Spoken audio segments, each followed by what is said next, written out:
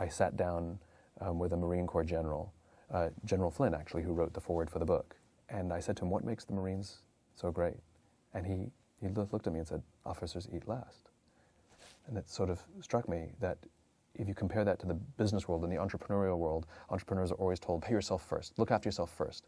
And yet, I'm being told by this Marine general that it's the complete opposite. And there's a symbolic gesture, but more importantly, there's an importance to it. There's a photograph I saw, you know, in these Kenya shootings that happened not so long ago. We had the amazing experience that a photographer happened to be in the building. Usually we see the aftermath, and here we now have photographs of the actual shooting going on. And there's one photograph that was in the New York Times that both haunted me and inspired me to this day. It haunted me and inspires me, I should say. And it's the photograph of a mother, in the sound of gunshots, lays herself on top of her child. And you see this picture of a mother lying on top of her child, and you realize that's what it is. That's what leadership is.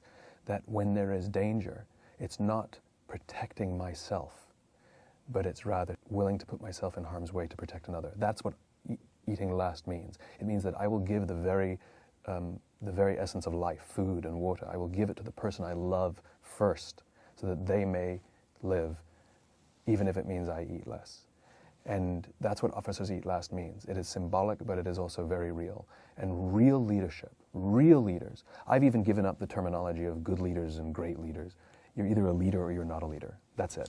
Real leaders, biological, anthropological leaders, are that mother who instinctively, without weighing the pros and cons or the bad things that may happen to her, throw herself on her child. That's what leadership is.